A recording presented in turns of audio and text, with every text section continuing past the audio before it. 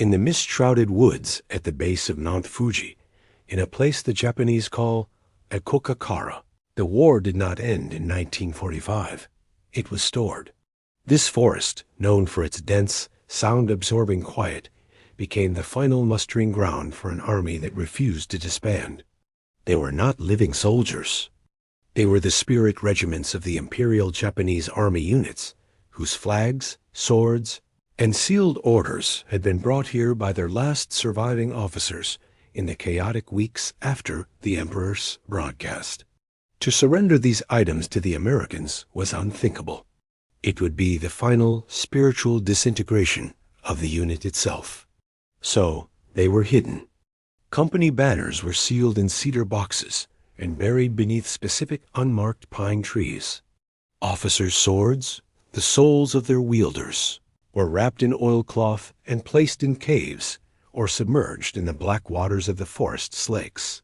The men who did this then walked out of the forest and into the new defeated Japan. But they left a part of their war behind, perfectly preserved in resentment and ritual. Aokigahara became a base without personnel, a command post for a ghost army. Its arsenal was memory. Its defense was silence. For decades, the forest kept its secret. The boxes rotted. The swords rusted in their scabbards. But the reason for their hiding did not die. It was passed on in whispers from grandfather to grandson, from former sergeant to local history buff. The location of the 14th Regiment's flag. The cave where a certain lieutenant colonel's blade was laid to rest. This knowledge became a kind of heirloom, a silent, stubborn refusal of the war's final verdict. The forest itself enforced this. Its volcanic rock is magnetic, confounding compasses. Its trails vanish behind curtains of fog and thick, twisting roots. People who go too deep in search of these relics often become disoriented, not just in space, but in time.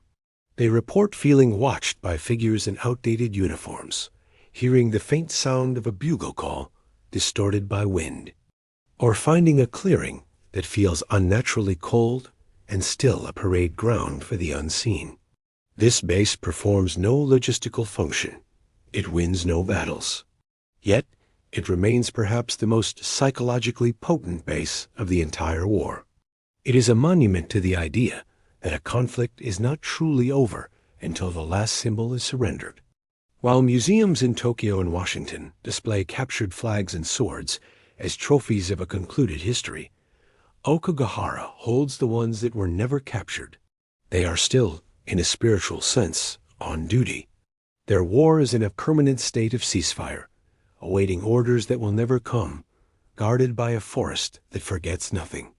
The story of this base is a warning that some things built in war, even things made only of thought and tradition, are harder to dismantle than any concrete bunker. They become part of the landscape, waiting in the quiet woods, reminding us that surrender is not just a physical act, but a final, difficult peace made in the heart.